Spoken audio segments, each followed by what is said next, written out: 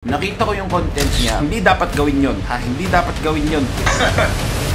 Sorry, natawa ako, bro. $10 for your wife.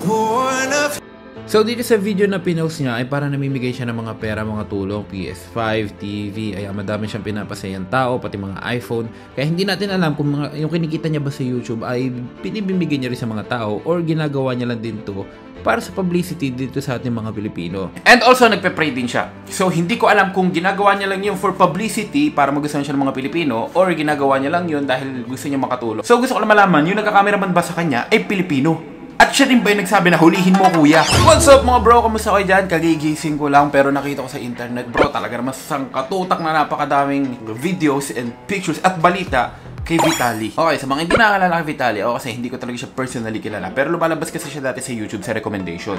Napakalaking tulong talaga kapag lumalabas siya kasi kahit di mo na sila i-search sa mismong channel nila.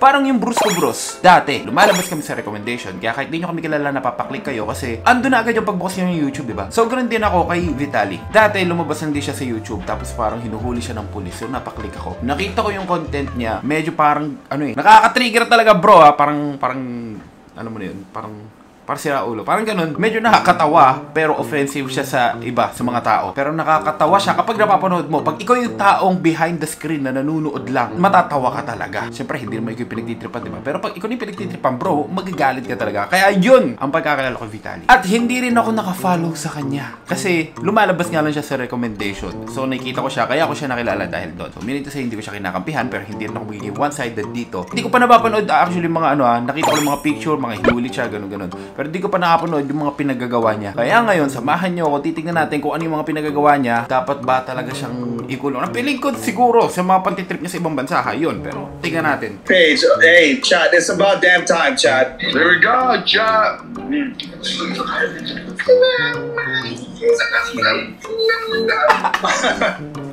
Sorry, natawa ako, bro.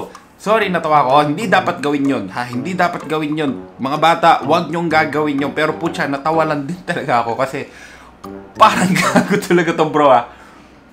Parang, wala. Out of this world, napakatanga talaga nitong taon to. Pero nakakatawa siya sa akin. Ba't mo naman gagawin yun? Parang mga intrusive thoughts na hindi mo dapat ilabas. So, nilalabas niya, bro. Kaya nga tinatawanan ko siya eh. Kasi siya lang may kayang gawin nun eh. Kasi nga, pag ginawa mo yun, inappropriate. Pero pag ginawa yun ng iba, matatawa ka. Hindi ko alam kung gano'n ang humor mo, ha. Ako, natatawa ako. Pero, mali yan. Okay? Mali yan, guys. Para siyang intrusive thoughts na gusto mong gawin, pero siya na yung gumagawa, ha? At alam ko din naman, okay lang dito makulong. Kasi nakulong na rin to dati. Nasapok pa nga to dati.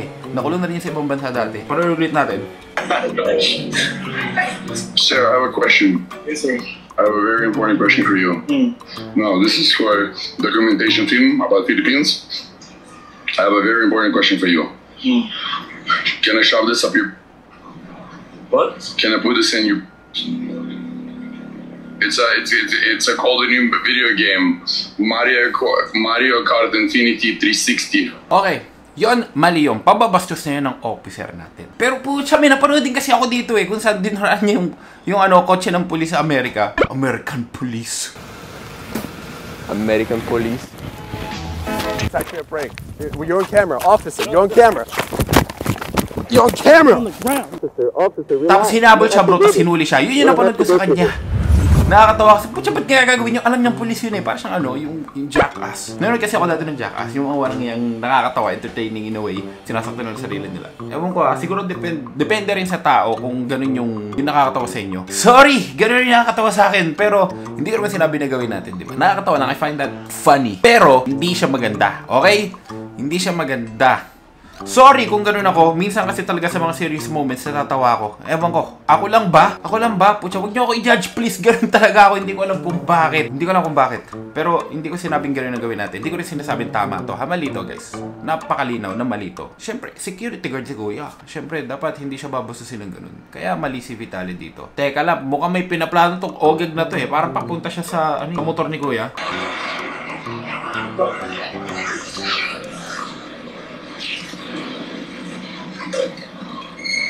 Lihim mo, kuya.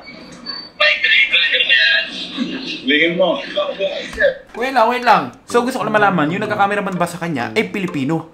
At siya din ba yung nagsabi na hulihin mo kuya? Di ba? Kasi sabi niya, hulihin mo kuya. Kasi kung kabaro niya yun, kung isang security guard din yun, hindi kuya ang tawagan nila. Sabi, hulihin mo kuya. So baka ang tinatarget talaga niya ay ma-arrested dito sa Pilipinas. Kasi nagawa niya na yun sa ibang bansa. Hulihin mo yan. Hulihin mo yan. The cop doesn't want to do anything. He's just, How does he not react? He's Chasing me. I know.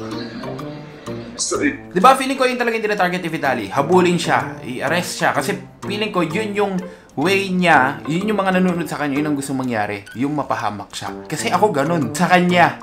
Yung mga content na pinapanood niya kasi, yun ang hinihintay ko. Yung parang, paano kaya kung may pumalag dito? O diba? Parang ganun din yung hinahabol niya. Kaya sa mga nagsabi na nag-fish lang siya ng mga viewers dito sa Pilipinas, hindi ko masasabi na 100% tama. Maybe siguro nga nag-fish din siya ng mga viewers dito sa Pilipinas at followers. Parang may nakita ako, sinasakan si ni John kasi yung parang may video siya na namimigay siya sa mga tao. So, he's not doing all bad. Or unless ginagawa niya yon for publicity lang din.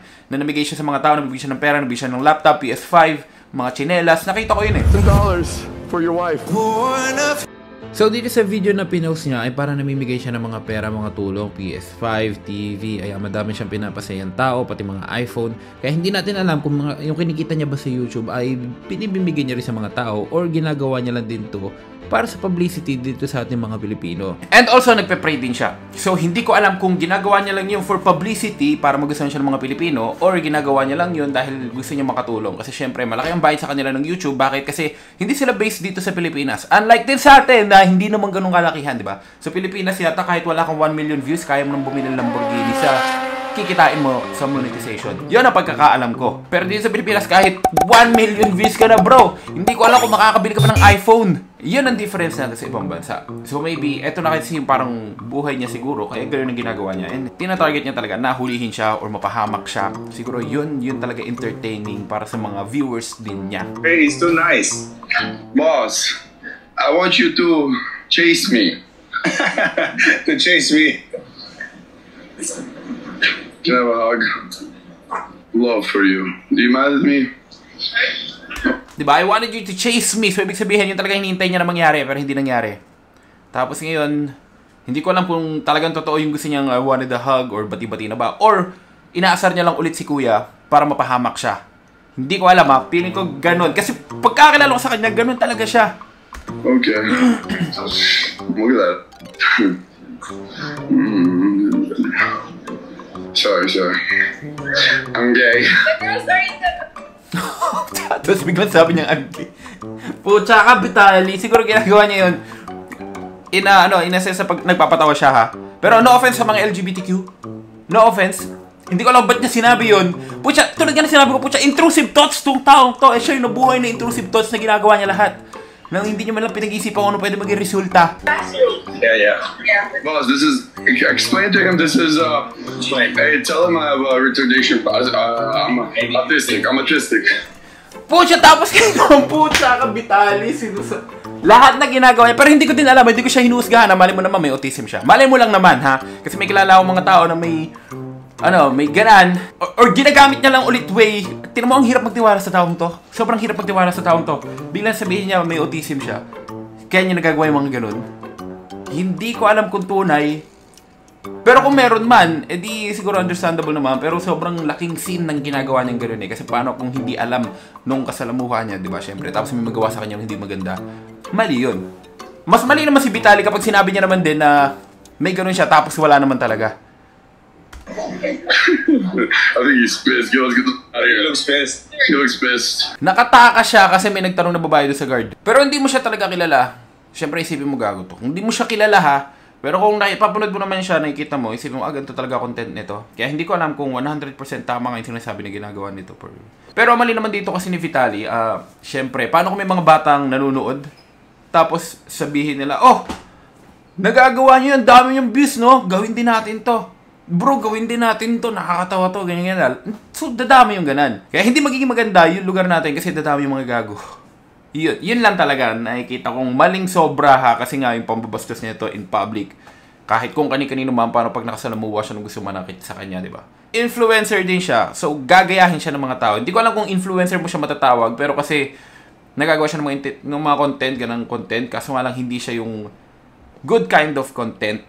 I can say funny, pero hindi siya appropriate. Nakakatawa, Pero, hindi siya dapat gawin. Pwedeng gawin mo yan sa mga skit, movie, or scripted. Pero yung ganito, bro, hindi. Hindi talaga. What does Chad say? They were. I heard him in my language. He was calling the other dude, and then some people with cameras were like, "Yo, are these vloggers or something? They need."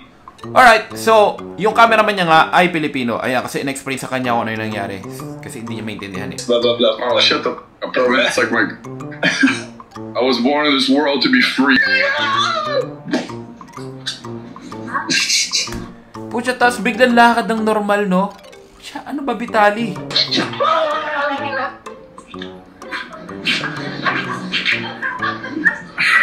Tingin ko, sinusubukan niya mag-pull off ng joke na nakakatawa talaga. Sa pamamagitan ng paggamit ng ibang tao na gugulatin mo, ipapahiya mo, o pagtitripan mo. Which is not good nga. Hindi nakakatawa yan, bro. Unless ikaw nanonood sa other screen. Kasi kung ibang lahi din nanonood dito, tapos kilala siya sa ganyan, matatawa dun. Pero nga, syempre nasa ibang lugar ka. Ang Pilipinas, ano yan, medyo sensitive yan sa mga ganan. Espresso.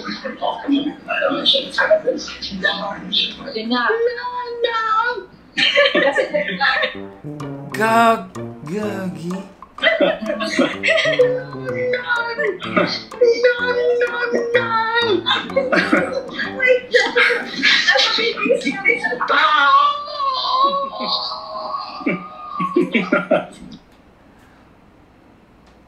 Dapat sumali na lang sa Jackass eh. I'm gonna eat your dog. Excuse me. Excuse me. Excuse me. Excuse me. How much to sell your dog to China? How much to sell your dog to China? You're at 3.2, boy. What is that? 3,293. 3,000 what? 3,293 because you're still on front page. Wow. That's crazy. It failed. Okay, so ano pala to? Naka-stream sa kanya. So live pa lang nangyayari. Okay. I didn't run away. Bad idea?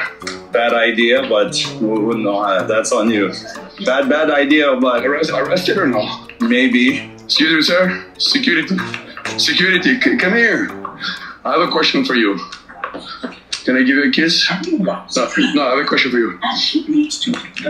Oh! Okay, mali yan, Vitali. Ba't mo ginawa? Pambabastos talaga yan. Alam nyo guys, sa mga uniform, yung sombrero, ano yan eh? Pucha, huwag mong gagawin yun. Mali yan. Okay, naiintindihan ko din na prank to. Pero, dapat intindihin din natin na may mga lugar na kailangan respeto natin talaga yung mga tao na kasalmuhan natin. Kasi, syempre, security guard yan. Gagawin niya yung trabaho niya nang maayos dyan sa lugar na yan. Tapos, yung trabaho niya ay panatiliin payapa yung lugar. Tapos, ganun yung gagawin mo. Mali! Ulitin ko lang para sa mga nanonood, guys. Huwag natin gagahin yung ganito, okay? May mga contents na makagawa tayo ng maayos na content nang hindi tayo gagamit ng ganito, pampapahiya ng tao, pampabastos ng tao. Hindi okay yun. Okay, sobrang inappropriate. Kaya kung gusto nyo lang din good vibes lang, syempre gagawa kayo ng content nang walang tatapakan tao. I want to change. I'm sorry. Can I change? I'm just kidding. Sir, I'm joking. Sir, listen to me. Yes, sir. May sakit din This siya. Oh, okay, mali. Ano yun, radyo? much. May This sakit din much. siya. I'm a homosexual. Laki pa tayo nito. You probably That don't. telling me to turn it off. But you're gonna turn it off, right? No, it's Get not. out of here with this vehicle. So yun sa ginagawa niya, medyo may masamang epekto din yan para sa mga vloggers hindi sa Pilipinas o content creators. Bakit? Kasi kapag may mga ganitong senaryo, lalong maghihipit yung mga guard sa mga tao may dala ng camera. Kasi baka isipin nila, troublemaker. Ako nga pucha, kahit pumunta lang ako ng mall, may dala akong camera, sir, bawal po dito yan, sir. Masakit sa pakiramdam. Kasi sarili ko lang naman binibidyoan ko eh. Diary ko to, sir. Pero hindi, syempre. Naiintindihan ko din naman kasi, bawal. Ang bawal daw talaga kasi is yung mabibidyoan mo yung mga lugar, mabibidyoan mo yung mga businesses doon nang walang permit. Bawal daw yun. Naiintindihan ko naman. Pero syempre, bilang content creator o / vlogger, di ko alam kung ano ako sa dalawa. Minsan ginagawa ko parehas. Lagi ko may dalang camera para ma-document ko kasi nga, pag laki ko, bro, may mapapanood ako, di ba? Parang diary ko kasi to, guys. Hindi ko to ginagawa for money. Ginagawa ko to for the memories. Since day one. Care somebody, but They're too nice. dude, everyone's too nice here. I like it though. You rush out, I got my already. So ngayon, naaamin naman ng Vitali na everyone's too nice around here. Kasi hindi tayo ganun kahigpit. Or maybe kasi nga, banyaga. Hindi ko alam, ano ba yung banyaga? turista na lang yun. Kasi nga turista siya. So kapag turista kasi syempre, kilala ang Pilipinas, number one, sobrang hospitable ng mga Pilipino. Sobrang bait natin sa mga dayuhan, di ba? Aminado naman tayo dyan, syempre. Kaya naman siguro ganoon ang trato sa kanya at hindi niya pa na-appreciate yun. Siguro, ayan, na-appreciate niya nga ngayon. Pero ang gusto niya talaga kasi dito, tinatarget niya ay mahuli siya o mag-get in trouble siya. Kasi feeling niya, yun ang magpapataas ng views niya. Yung pagtripan siya ng mga tao. Problem? You have a problem? Uh-oh. You have a problem? Uh-oh. You have a problem? You have a problem? Akala ko amunin yung suntukan yung guard, gagi. What are you gonna do? Hello. How's it going? Hello. Hello. Hello. Hello. Papa. Paparazzi. You are best in squad. Para paparazzi. Para siyang bullying eh. Disrespect na talaga.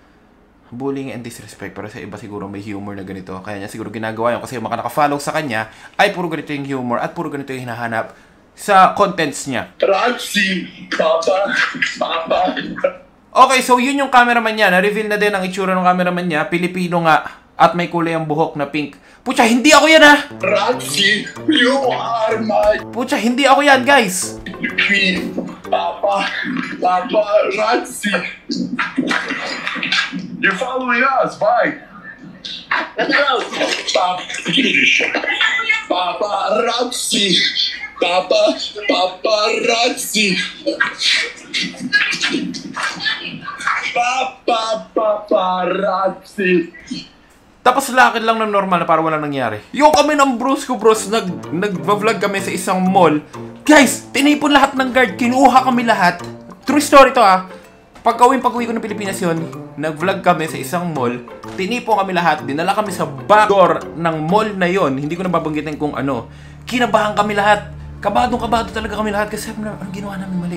Pucha, bakit papakain tayo sa ahas? Real talk, bro! Real talk, kinuha kami. Kabado kami lahat. Dinala kami sa isang room. Tapos, andun yung mga pictures namin. Yung channel ng Brusco Bros. Yung mga pictures ng isa-isang member. Tapos, nahuli kami. Bakit? Kasi, Brusco Bros daw yung sumigaw dati sa mall sa kanila. Yung about ng 1 million subscribers. Sumigaw ng happy 1 million subscribers. Kaya binan kami sa mall na yun. Kaya hanggang ngayon, hindi na kami pumupunta doon. Kasi nakaka-trauma yung nangyari na yun eh. Kaya sabi ko, okay, sige. Kapag may ginawang ganun, syempre, public disturbance yun eh. Kaya talagang maintindihan mo na ngayon, di ba? Kaya hindi basta-basta ka makakagawa ng mga content na may maabala kang tao, mapapahiya kang tao, o may madidisturb kang tao. Kaya pwede ka naman gumawa ng content in a nice way para wala kang matapakan o maabalang ibang tao, di ba? I think it's this way. That way. Shangri, that way. Are they following us? Are you ready to run? Ready to run. I'm ready to run. They're following them. They're following me. Shangri-La's on the other side. Come on, bro. Faster. Faster, bro. They won't recognize me. Oh shit! No! They're gonna call more security with that one. I look like a different person. No! At least sana binayaran niya muna bago niya gamitin, di ba? Pucha, kasi maling-mali na nga yan eh. Pinapakita mo sa mga tao, sa lahat na yung nai-influensyahan mo, na gumagawa ka ng gana, baka isipin nila okay lang. Which is hindi! Guys, wag niyong gagawin yan!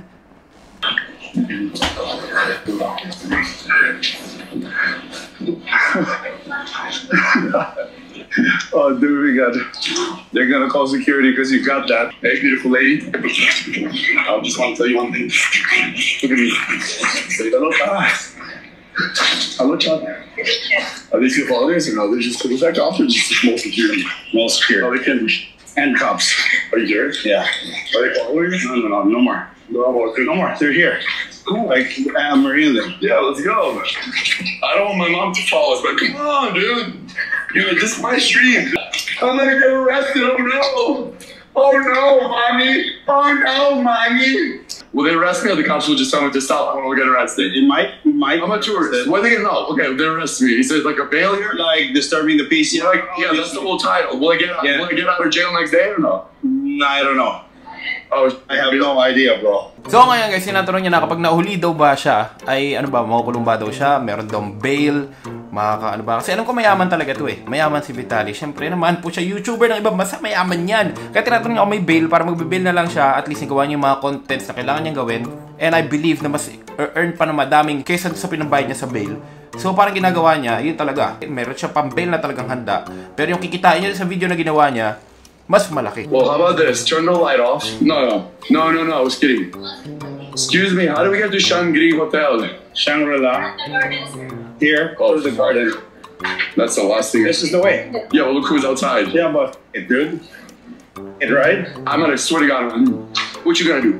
Big Shangri-La is here. Shut up, man. Shut up, man. Shut up, man.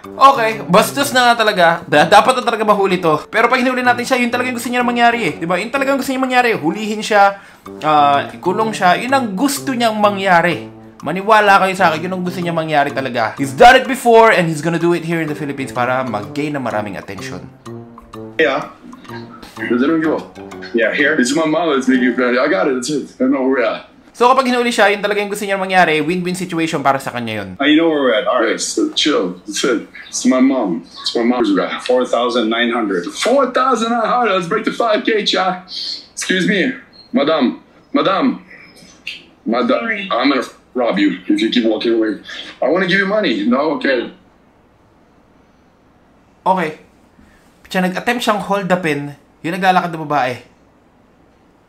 May tama to guys ha.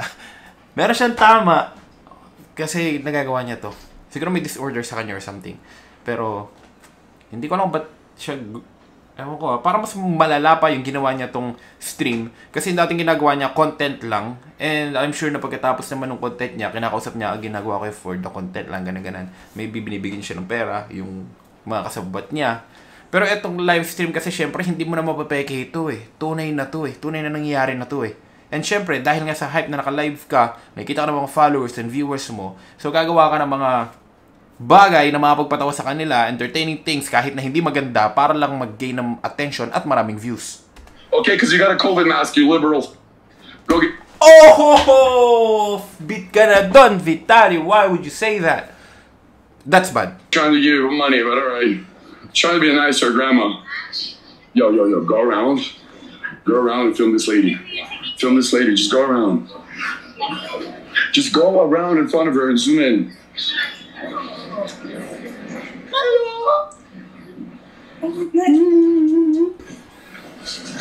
Okay, ulitin ko lang ulit. Ginawa niya ba ito sa YouTube or sa ibang platform? Hindi ko makita sa YouTube to eh.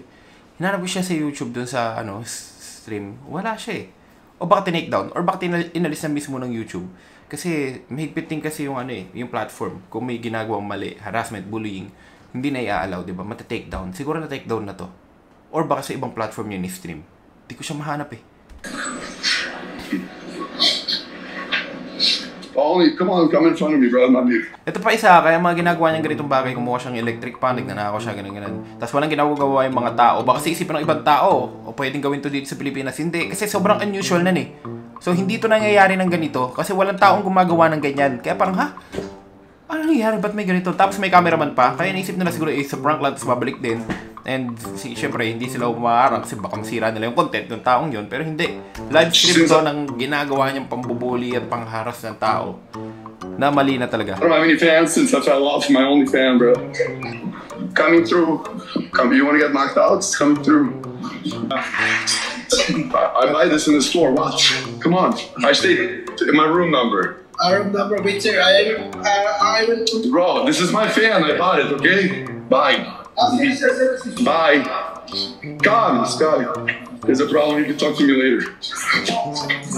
I'm hot. Shangri-La po, nasan? Yes, boss. What? I stay here. Can you mute it? Ark is back. Demon time. Saan po Shangri-La kuya? Shangri-La? So, bro, I know where we are. Okay. Oh! Pagag. Nakakatawa to para sa akin ha. Pero di sinabing tama, mali to. Pero ba't niya ginagawa yun? Don't you want to scare me? Bro, pati yung guard natawa na. So agree with me on this one. Nakakatawa talaga yung ginawa niya doon. Pero siya pang... Damn, this is cardio today, Chad. Ain't that so? Just film it. All right. O dyan, binibidyoan ng cameraman yung sarili niya, tapos sineshare niya yung opinion niya. Sabi ni Vitaly, no, film me. Sa bagay, strip niya to eh. Oh my God, so many laws of the prophets. I know what I'm doing. It's not my first rodeo. And I'm not gonna say, oh, don't arrest me. Here's the money. I will go to jail. I'm a proud man. I love jail. I get it up to be there for free. I don't have to pay. Diba sabi ko sa inyo, nahuli na talaga to, nakulong na to guys. Nasapok pa din yan. Ang dami na nangyari. Ang dami na pinagdaanan dito. Kaya itong ginagawa niya to, normal lang para sa kanya. Kung di kayo niniwala sa akin bro, panoorin nyo yung... Hindi ko pinopromote yung channel niya ulit ha. Pero kung di kayo niniwala sa akin, tignan nyo. Pwede nyo search. Nakulong na yan. Nagulpi na yan. Ang dami na ng jail time na nangyari. Hindi ko lang alam kung nag-drugs so hindi ko alam. Feeling ko naman. Sa mga pinagagawa niya bro, parang hindi malabo. Yo, and if the cops come, call me, warn me. I'll jump off the building. I have the parachute. Natalon sa building, may parachute daw. Huwag nyo na gaya nyo guys. May tama to. Pero mali yan. Pero mali siya ha. May tama siya, pero mali siya. Got fired by then? It's an entertaining stream, right?